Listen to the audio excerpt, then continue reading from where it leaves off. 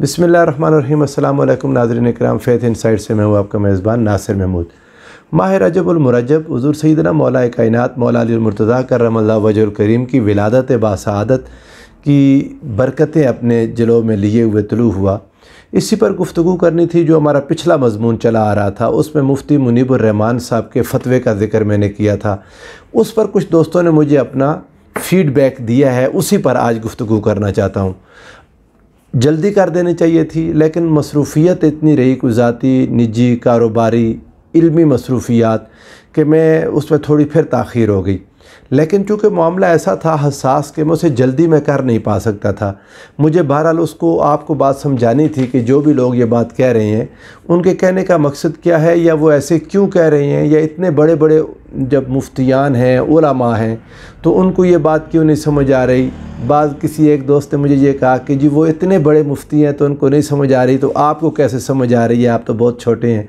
मैं मानता हूँ हाँ मैं बहुत छोटा हूँ, लेकिन अल्लाह का फ़ज़ल है कि ये उसूल फ़िक़्ह जो मेरे लिए हैं वही मुफ्ती मुनीबुर रहमान साहब के लिए हैं, वही किसी और के लिए हैं। जो भी आलिम होगा उलमा अल्लाह ने उन पर अल्लाह पाक करम फरमाए, फ़ुक़हा पर मुहद्दिसीन पर उन्होंने उसूल बना दिए। वही उसूल छोटों के लिए हैं, वही उसूल बड़ों के लिए हैं। उन उसूलों की ख़िलाफ़ वर्जी कोई भी करे, खा वो बड़ा हो या छोटा हो, बहरहाल उसकी गिरफ़्त हो जाएगी। बाज़ औक़ात कोई बहुत छोटा उठकर बहुत बड़े की गिरफ़्त कर लेगा। जिसका साथ उसूल देंगे वो दुरुस्त रास्ते पर होगा, और जो उसूलों से हटेगा, जो उसूलों से प्रिंसिपल से डेविएट करेगा, वो जवाबदेह होगा उस चीज़ का। अब जो फतवा था वो क्या था, आप अगर आपको यूट्यूब पर भी आपको कई और सोशल मीडिया के चैनल्स के ज़रिए मिल चुका होगा।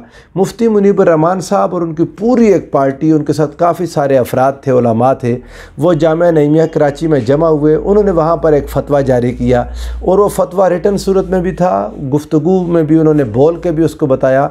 हुज़ूर सैयदना सिद्दीक़ अकबर रज़ियल्लाहु तआला अन्हु की फ़जीलत के बारे में उनका कहना था, अफजलियत के बारे में।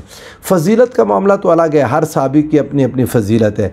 अफजलियत सैयदना सिद्दीक़ अकबर रज़ियल्लाहु तआला अन्हु, उन्होंने कहा कि ये एक क़तई मसला है, ये एक यकीनी मसला है, और इसके बारे में उम्मत का इजमा क़तई है। और जो कोई शख्स इसमें तवक्कुफ़ भी करेगा, जो नाम लेकर उन्होंने मौला कायनात का, सैयद आलम का, हसनैन करीमैन का, कि जो इनमें से किसी को भी हज़रत सैयदना सिद्दीक़ अकबर से अफजल समझे या तवक्कुफ़ करे। तवक्कुफ़ का मैंने आपको समझा दी थी बात। वो ये कि कोई शख्स ये कहे कि यार हमने कौन सा कब्र में जाके इन मसाइल पर जवाब देने हैं, ना क़यामत के दिन सवाल होगा कि अफजल कौन था। मैं सारे सहाबा की इज़्ज़त करता हूँ, तमाम सहाबा मेरे सर का ताज हैं, मैं अफजलियत के मसले में पढ़ता ही नहीं, सारे अफजल हैं। अगर कोई शख्स ये भी कहे और अफजलियत में क़तइयत की तरफ ना जाए, यानी तवक्कुफ़ करे, तो मुफ्ती साहब ने फरमाया वो भी गुमराह, वो उससे भी सलाम नहीं, वो बदमज़हब है, अस्तग़फ़िरुल्लाह अज़ीम। मैंने इस फतवे पर गिरफ़्त की थी और मैंने कहा कि ये बात इंतहाई बचगाना है, और मुफ्ती मुनीबुर रहमान साहब जैसी शख्सियत से मैं इस चीज़ की तवक्को नहीं करता था। मैंने इनकी तफ़हीमुल मसाइल पढ़ी है, मुझे मुफ्ती साहब का अंदाज़ अच्छा लगा, मुझे मुफ्ती साहब की फ़िक़्ह में जो उनकी दस्तरस है, जो उनकी महारत है, मैं बहरहाल उसका कायल हुआ। लेकिन अल्लाह बेहतर जानता है इस फतवे में आके उनको क्या हो गया, उनकी वो सारी फ़क़ाहत किधर चली गई, उनका वो सारा इल्म किधर चला गया, उनका वो यानी आप कह लें कि एक धीमा मिजाज कहाँ चला गया। यहाँ इतनी सारी बात पर अहले सुन्नत की एक वाज़ेह अक्सरियत को मैं अल्लाह ने चाहा आगे मैं मज़ामीन लाऊँगा, मैं उन सहाबा के आपके सामने दलाइल दूँगा, सहाबा कराम से, ताबईन से, तबउ ताबईन से, आइम्मा से, मुहद्दिसीन से, हर ज़माने में हमारे मुहद्दिसीन में, फ़ुक़हा में, मुफ़स्सिरीन में ऐसे लोग आते रहे हैं। बेशक तादाद में थोड़े थे, लेकिन ऐसे लोग रहे हैं जिन्होंने मौला कायनात मौला अली मुर्तज़ा की अफजलियत का कौल किया। बाज़ ने हज़रत सैयद आलम सैयदा फ़ातिमा ज़हरा सलामुल्लाह अलैहा की अफजलियत का कौल किया। तो आप उन सारों को उठाकर बदमज़हब कह देंगे, ये कैसी जुर्रत है। अजीब बेबाकाना जुर्रत किया उन्होंने, और मैंने इसी पर गिरफ़्त की थी। जो लोग मुझे कहते हैं कि आप छोटे हैं, मैं छोटा हूँ तो मैं अदब पूरा कर रहा हूँ, मैंने किसी के साथ बदतमीज़ी नहीं की, ना कोई लफ्ज़ ऐसा बोला जो उनकी शान में गलत हो जाए। लेकिन इतना ज़रूर है कि जब मामला बड़ों का हो और बहुत बड़ों को आप अहले सुन्नत से खारिज कर रहे हों, तो हमारे ज़माने के ये बड़े उन बड़ों के सामने कोई बड़े नहीं हैं। मसला समझ लें, मसला है क्या। ये कहते हैं जी कि इस पर इजमा क़तई है, कती इजमा क्या होता है और इजमाए ज़न्नी क्या होता है, ये दो चीज़ें हैं जो आप समझ लें। थोड़ा सा वक्त आप मुझे देंगे तो इंशाअल्लाह अज़ीज़ ये बात मैं आपको 2 + 2 4 की तरह समझा दूँगा। सबसे बुनियादी बात ये रखें कि उसूल फ़िक़्ह की रूह से, ये लफ्ज़ फ़िक़्ह है, आम लोग इसको फ़िक़्ह पढ़ते हैं, मैं किसी वक्त फ़िक़्ह भी कह दूँगा लोगों को याद रखने के लिए, लेकिन असल में ये लफ्ज़ अल-फ़िक़्ह फ़िक़्ह है। ये उसूल फ़िक़्ह की रूह से या उसूल फ़िक़्ह की रूह से शरीयत के अहकाम अमली हों या वो अक़ायद से मुतअल्लिक़ हों, उनको 2 किस्मों में तकसीम किया गया है। 2 अक़साम है उसकी, एक क़तई और दूसरा ज़न्नी। क़तई अहकाम कौन से हैं? वो हैं जिनके सच और महफूज होने में किसी किस्म का कोई शक उसकी गुंजाइश ही ना हो, यानी उनके सच होने में और उनके महफूज होने में और अल्लाह और उसके रसूल की तरफ से हम तक पहुँचने में कोई शक ना हो, उनके ईसाल में भी, उनके हम तक पहुँचने में भी, उनकी हिफाजत में भी।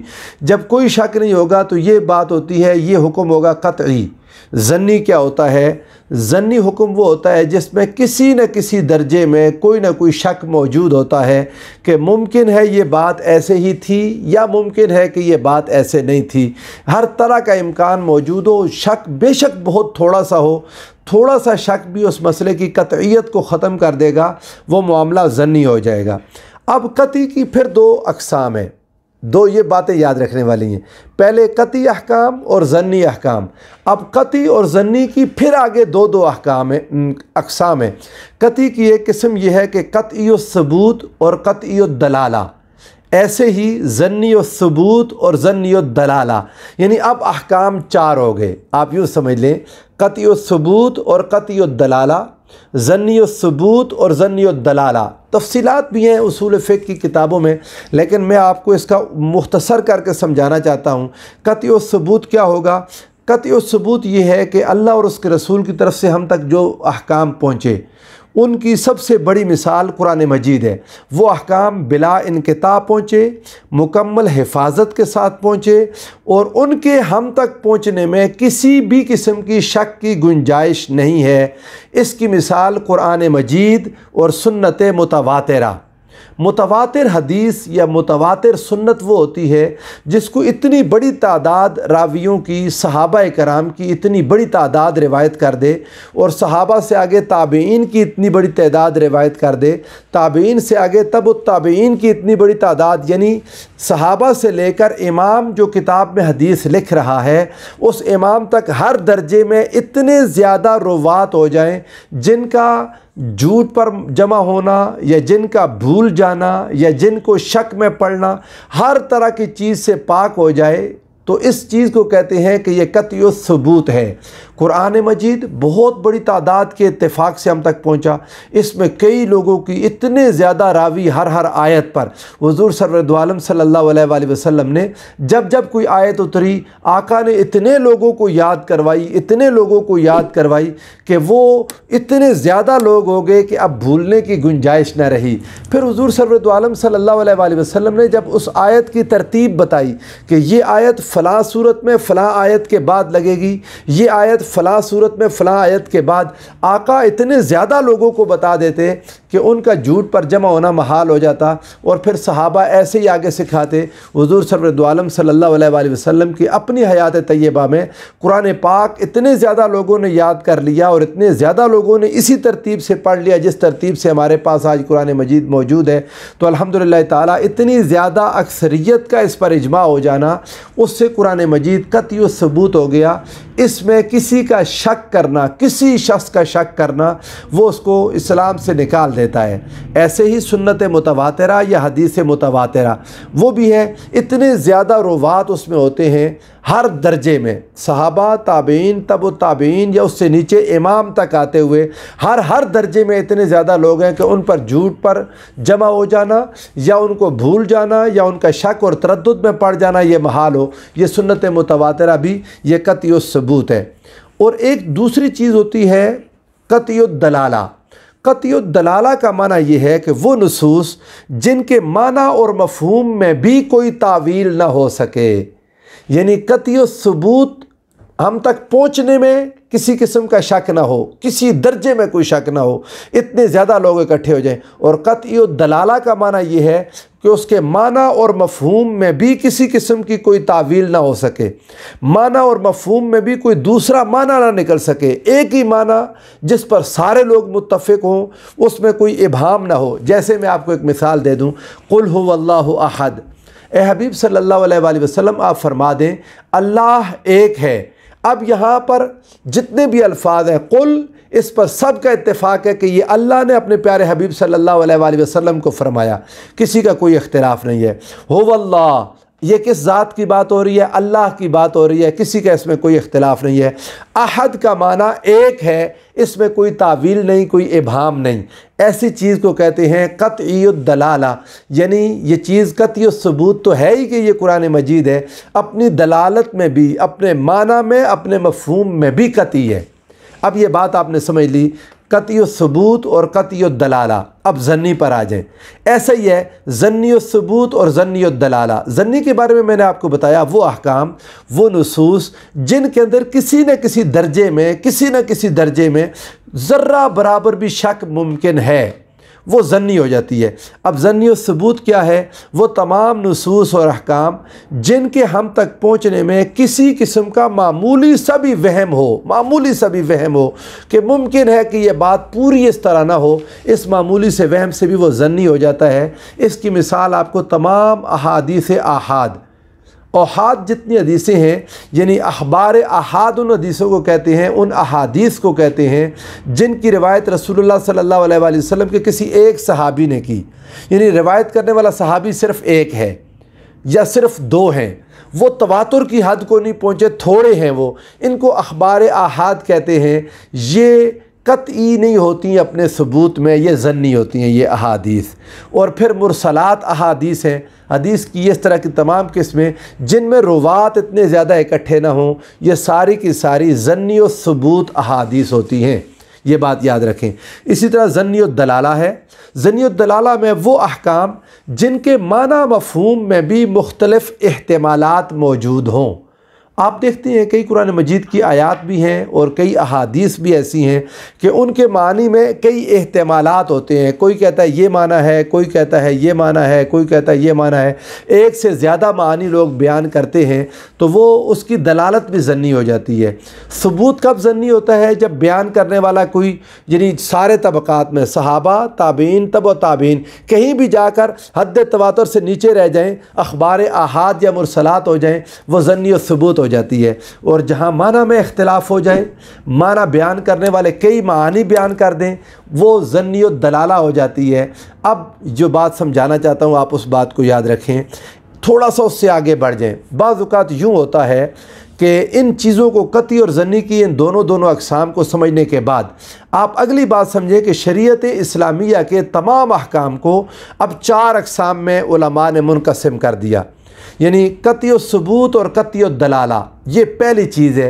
यानी ऐसे अहकाम जिनका सबूत भी कतई है और जिनकी दलालत भी कतई है। सबूत मैंने आपको बताया हम तक पहुंचना, दलालत का माना है उसका माना और मफहूम, यानी हम तक पहुंचने में भी कतई है, अपने माना में भी कतई है। ऐसे अहकाम का इनकार, ये तमाम फ़राइज़, हमारी नमाज़ें, हमारे रोज़े, हज, ये इस तरह की अहादीस से साबित होते हैं। अगर कहीं भी कोई हदीस ज़न्नी आ जाए, उससे फ़र्ज़ साबित नहीं होता, उससे फ़र्ज़ साबित नहीं होता। जितने भी हमारे अहकाम व अक़ायद हैं वो कतई और फ़र्ज़ हैं। उसकी बुनियादी वजह यह है कि वो अहकाम, वो कुरान मजीद की आयात और वो अहादीस कतई सबूत और कतई दलाला होती हैं। दूसरी किस्म के अहकाम कौन से हैं? कतई सबूत और ज़न्नी दलाला। मैं अब आपको जब बात समझाऊंगा आगे, मुफ्ती साहब के फतवे की गलती आपको समझाऊंगा है क्या। इतना आसान तो नहीं है कि कोई बंदा कहे मैं बड़ा हो गया हूं तो अब मेरी बात मानी जाएगी। उलमा मुहद्दिसीन ने उसूल बना दिए, इन पैरामीटर्स पर कोई आ जाए, छोटे की बात इन पैरामीटर्स पर पूरी उतरेगी तो वो दुरुस्त है, और अगर किसी बड़े की उतरती है तो छोटे की जुर्रत ही नहीं होगी उनके साथ बहस करने की या उनके साथ मुनाजरा करने की। लेकिन ये बात भी हकीकत है, आजकल लोग पढ़ते नहीं हैं, बस फतवे पर फतवा दिए जाते हैं, जिसकी जो मर्ज़ी है हाँके जाता है और लोग सुने जाते हैं। अल्लाह ताला हम सब की आसानी फरमाए, हमारे हाल पर रहम फरमाए। अब यहाँ पर जो दूसरी किस्म है कतई सबूत और ज़न्नी दलाला, यानी अहकाम हम तक पहुँचे, उनके पहुँचने में किसी किस्म का शक नहीं है, तवातुर है, पहुँचने में कती हैं, लेकिन माना उनका दलालत उनकी उसमें इख्तिलाफ़ हो जाए। कुरान मजीद की आयात में नहीं इख्तिलाफ़ात होते, कुरान मजीद की आयात में मानी में इख्तिलाफ़ हो जाता है। उलिल अम्र से क्या मुराद है? तमाम उलमा आज तक फ़ैसला कर रहे हैं उलिल अम्र के माना में उसकी दलालत में इख्तिलाफ़ हो गया। इन्नमा वलियुकुमुल्लाहु व रसूलुहु वल्लज़ीना आमनुल्लज़ीना युक़ीमुनस्सलाता व युअतूनज़्ज़काता व हुम राकिऊन। इस आया मुबारका में वलियुकुम के अल्फाज ये ज़न्नी दलाला है। कतई सबूत तो है कि ये कुरान की आयत है, लेकिन दलालत में माना में उलमा का इख्तिलाफ़ हो गया, मुफस्सिरीन की तफसीर मुख्तलिफ हो गई। इसी इख्तिलाफ़ को रहमत कहते हैं, जिसमें कई अक़वाल आ जाते हैं। सहाबा कराम में मुख्तलिफ हो गए लोग, ख़ुद सहाबा कराम रिदवानुल्लाह अलैहिम अजमईन जिन्होंने रसूलुल्लाह सल्लल्लाहु अलैहि वसल्लम से कुरान लिया था, उनके अंदर इख्तिलाफ़ आ गया, बाज़ चीज़ों में तफसीरों में इख्तिलाफ़ हो गया। अब कभी अल्लाह ने मौका दिया तो मैं वो भी आपके सामने रखूँगा। सहाबा कराम के अंदर फ़िकी मामलात में कहाँ का इख्तिलाफ़ात हो गए और उनके हल करने का उनका तरीक़ाकार क्या था। अब उससे आप थोड़ा सा आगे बढ़ें।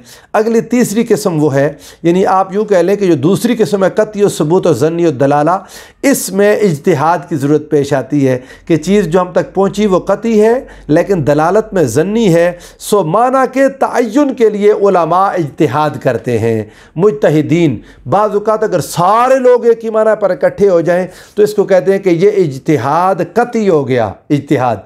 लेकिन अगर सारे इकट्ठे ना हो सकें, तमाम मुज्तहिदीन नहीं, हर ज़माने में से कोई एक या दो भी अगर बाहर रह जाएं, उस पूरे इज्तिहाद में ना आए, तो इसको इज्तिहाद कतई नहीं कहते, इस इज्तिहाद को भी इज्तिहाद ज़न्नी कहते हैं। ये बात भी याद रखने वाली है। हमारी फ़िक़्ह की किताबों में और अक़ाइद की किताबों में बाज़ औक़ात ऐसे होता है कि किसी एक इलाके के उलमा का, यानी बसरा के उलमा का इज्तिहाद, पीछे बात हो रही होती है कॉन्टेक्स्ट में, वो कहते हैं जी कि ये कतई इज्तिहाद है, वो बसरा के उलमा का होता है या कूफ़ा के उलमा का होता है या बगदाद के उलमा का होता है या बाला बक्का के उलमा का होता है। वो अपने अपने इलाकों में, चूँकि इतने ज़्यादा वसाइल नहीं थे, ऐसे नहीं था कि जैसे मैं अपने घर से वीडियो अपलोड करूँगा आप सारों तक पहुँच जाएगी। वो कई अरसा लगता था उलमा की आपस में मुलाकात होने में, एक दूसरे तक मौक़िफ़ पहुँचने में। तो जो बाद में चीज़ें जब इकट्ठी होती थी तो पता चलता था कि नहीं फ़लाँ उलमा फ़लाँ मुहद्दिसीन तो इस इज्तिहाद से बाहर हैं, फिर वो इज्तिहाद कतई नहीं होता था। इज्तिहाद कतई बहुत मुश्किल होता है, और अगर कतई इज्तिहाद हो जाए तो वो भी फिर मुतवातिर सुन्नत की तरह उम्मत के लिए मानना उसको लाजिम होता है, चूँकि उस पर उम्मत का इजमा हो जाता है, और जो उससे भी हटेगा हम उसको भी गुमराह कहेंगे। उम्मत के इजमा को भी नहीं छोड़ा जा सकता, लेकिन इजमा के लिए शर्त इजमा कतई। अगर हर ज़माने में कुछ न कुछ मुज्तहिदीन अलग होते रहे, अलग राय रखते रहे, उनकी दलालत में, माना और मफ़हूम के तअय्युन में उनकी राय मुख्तलिफ थी, तो हम फिर इस इज्तिहाद को कतई इज्तिहाद नहीं कहते। तीसरी किस्म है ज़न्नी सबूत व कतई दलाला। बाज़ औक़ात ऐसा होता है कि कोई चीज़ अपने सबूत में हम तक पहुँचने में ज़न्नी होती है। बाज़ औक़ात अहादीस अहाद हैं या मुरसलात हैं, उनका हम तक पहुँचना ये ज़न्नी है, लेकिन दलालत में कतई हो जाती हैं। माना और मफ़हूम में किसी किस्म का कोई शक नहीं होता, उनके माना मफ़हूम पर तमाम मुहद्दिसीन मुफस्सिरीन इकट्ठे हो जाते हैं, दलालत में शक नहीं है। तो होता क्या है, उसका जो ज़न्नी सबूत है उसके लिए इल्मुल जर्ह व तादील, ताकि उसके सबूत में किसी किस्म का शक ना रह जाए, ताहम फिर भी चूँकि ज़न्नी सबूत है वो दर्जा उसको कतईयत का तो नहीं मिलता, लेकिन जर्ह व तादील के इल्म के ज़रिए जितना हो सके यकीन की हद तक पहुँचने की कोशिश की जाती है, लेकिन उस इल्म के ज़रिए ही उस पर मेहनत की जाती है, और दलालत में बाज़ औक़ात उलमा मुत्तफ़िक़ हो जाते हैं, सो उम्मत उसको मान लेती है। अब इसी तरह ज़न्नी सबूत और ज़न्नी दलाला, बाज़ औक़ात ऐसे मामलात होते हैं कि उनका हम तक पहुँचना भी ज़न्नी, और उनके माना और मफ़हूम के तअय्युन में भी उलमा का इत्तेफाक नहीं, ये दोनों चीज़ें ज़न्नी हो जाती हैं। अहले सुन्नत के चारों आइम्मा मुत्तफ़िक़ हैं इस बात पर। इन चार अक़साम में से जो कतई सबूत और कतई दलाला है, पहली किस्म, इसका इनकार तो बड़ी दूर की बात है, जो इसमें शक करे वो भी दायरा इस्लाम से खारिज है, इसका इनकार मुमकिन नहीं है, इसमें शक करना भी मुमकिन नहीं है। अब जो इख्तिलाफ़ और आरा सिर्फ ज़न्नी मामलात में होते हैं, यानी जो मामला ज़न्नी होगा उसमें आप देखेंगे कि इख्तिलाफ़ और आरा मुख्तलिफ हो जाएंगी। कोई एक इमाम और बात करेगा, दूसरा इमाम और बात करेगा, कोई किसी इमाम की और बात होगी, कहीं 4 जमा हो जाएंगे, 2 उनसे खारिज होंगे, कहीं 10 का इज्तिमा हो जाएगा, 2 उससे बाहर होंगे। ये जो इख्तिलाफ है ये सिर्फ ज़न्नी मामलात में होते हैं, कतई मामलात में इनकी गुंजाइश नहीं होती है। याद रखें, जब कोई मुहक्किक किसी मामले में इख्तिलाफ करता है, जब भी कोई मुहक्किक, तो सबसे पहले देखा जाता है कि उसने इख्तिलाफ कतई मामले से किया या ज़न्नी मामले से किया। अगर वो कतई मामले से इख्तिलाफ करेगा तो उसको बताया जाएगा कि ये मामला कतई है, और उसको कतई साबित करना, कतई सबूत और कतई दलाला साबित करना। किसी एक ज़माने में भी किसी मुहद्दिस का, किसी मुफस्सिर का इख्तिलाफ ना हो, ये बात साबित करना। जब तक आप ये नहीं कर सकते, आप किसी के इख्तिलाफ को रद्द नहीं कर सकते, किसी के इख्तिलाफ को गुमराही नहीं कह सकते अगर वो दलील की बुनियाद पर है। अगर वो कुरान और हदीस से अपनी दलील लेता है तो फिर उसको आप रद्द नहीं कर सकते। ज़न्नी मामले में खालिस इल्मी अंदाज से तहकीक की जाएगी, और तहकीक के बाद उलमा के फ़ैसले के कबूल और रद्द किए जाते हैं उलमा की आरा को। और कतईयत का फ़ैसला ऐसे होता है कि कुरान करीम का अहादीस मुतवातरा से अखज़ होता है, वो लोगों की आरा उसमें हो ही नहीं सकती कि उसमें कतई सबूत और कतई दलाला होता है। अब आप ये बात, एक जो चीज़ याद रखने वाली है वो ये, कुरान मजीद की हर आयत कतई सबूत तो है लेकिन कतई दलाला नहीं है। इसी वजह से तो मुख्तलिफ तफासीर हो गई। तफासीर के मुख्तलिफ होने की वजह ही बुनियादी ये है कि दलालत में इख्तिलाफ हुआ। बाज़ ने कहा इसका माना ये है, बाज़ ने कहा इसका माना ये है। और अल्लाह ताला खुद इरशाद फरमाता है कुरान मजीद में, हुवल्लज़ी अनज़ल अलैकल किताब मिन्हु आयातुम मुहकमातुन हुन्ना उम्मुल किताब व उखर मुतशाबिहात। कुरान में 2 तरह की आयात हैं, मुहकमात भी हैं और मुतशाबिहात भी हैं। ये जो मुतशाबिहात है, ये इनके लिए अल्लाह रब्बुल इज़्ज़त ने इरशाद फरमाया, अम्मल फ़ी क़ुलूबिहिम ज़ैग़ुन फ़यत्तबिऊन मा तशाबहा मिन्हु इब्तिग़ाअल फ़ितनति व इब्तिग़ाअ तावीलिह। जिनके दिलों में टेढ़ होता है, ये इन मुतशाबिहात के पीछे पड़ते हैं। इन मुतशाबिहात के पीछे, इनमें इनके अंदर मानी में इख्तिलाफ हो जाता है, तो इसके पीछे पड़ने की ज़रूरत नहीं है। इनकी आखिरी जो हिकमत है वो अल्लाह और उसके रसूल पर छोड़ दें। इसी तरह आप, मैंने शुरू में मिसालें दे दी, कुरान मजीद में उलिल अम्र पर, वलीयुकुम पर इख्तिलाफ है उलमा का, ऐसे बेशुमार इख्तिलाफात हैं। आप कुरान वज़ू की आया मुबारक में जब आप आते हैं, वहाँ पर बाज़ औक़ात आ जाते हैं इख्तिलाफ के, मसा कहाँ करना है, कौन सी चीज़ क्या, ये सारे मसाइल वो हैं जिनकी तफसील में जाने का वक्त नहीं है, लेकिन कुरान मजीद की बेशुमार आयात हैं जिनकी दलालत में इख्तिलाफ है।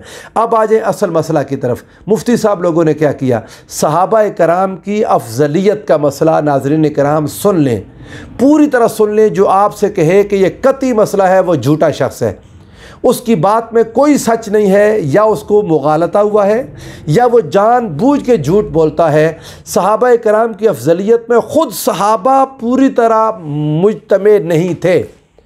ये आइंदा इंशाअल्लाह अगली वीडियो इस पर लाऊंगा। सहाबा पूरी तरह इस पर जमा नहीं थे, सहाबा के अंदर इख्तिलाफ मौजूद था। सहाबा के अंदर अफजलियत सैयदना सिद्दीक़ अकबर, अफजलियत सैयदना मौलाए कायनात पर आरा मौजूद थी। ये आरा बाद में ताबीईन में भी रहीं, मुहद्दिसीन में भी रहीं, आइम्मा में भी रहीं, लोगों में रहा है इख्तिलाफ। अब जब इख्तिलाफ मौजूद है लेकिन एक वाज़ेह अक्सरियत, ज़्यादा अक्सरियत में, इस बात को मैंने बार बार कहा, सैयदना सिद्दीक़ अकबर रज़ियल्लाहु ताला अन्हु की अफजलियत की बात करती है, मैंने कहा मेरा भी वही मौक़िफ़ है। लेकिन अगर कोई सैयदना मौलाए कायनात की अफजलियत की बात करता है तो उनके दलाइल इतने मजबूत हैं कि उनको गुमराह कहना, उनको बदमज़हब कहना, ये मेरी समझ से बाहर है कि ये मुफ्ती साहब ने किस अंदाज से कह दिया। और सिर्फ़ शिया ज़िद में, एक मसलक की ज़िद में आप लोग मसाइल बनाएंगे, अल्लाह और उसके रसूल के रास्ते को छोड़ देंगे, इज्तिहाद के दायरा कार को आप तब्दील करेंगे और तकसीम करेंगे। खुदा का खौफ करना चाहिए हमारे मुफ्तियान को भी, हमारे बड़ों को भी, हमारे छोटों को भी। अल्लाह ताला हम सब के खैर फरमाए। ऐसे नहीं होता। सहाबा कराम के अंदर याद रख लें, अफजलियत का मामला ज़न्नी है, अफजलियत का मामला ज़न्नी है। मैं ज़्यादा मशवरा इस पर तवक्कुफ़ का देता हूँ, लेकिन अब क्या करूँ, मुफ्ती साहब ने तवक्कुफ़ को भी गुमराही कह दिया। अस्तग़फिरुल्लाह अज़ीम, ला हौला वला कुव्वता इल्ला बिल्लाहिल अलीय्यिल अज़ीम। मैं तवक्कुफ़ कहता हूँ कि खामोश रहें।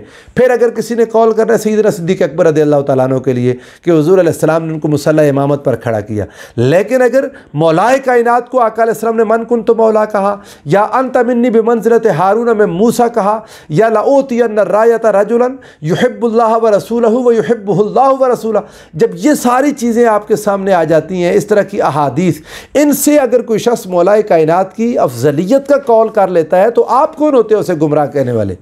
ये गुमराही नहीं होती।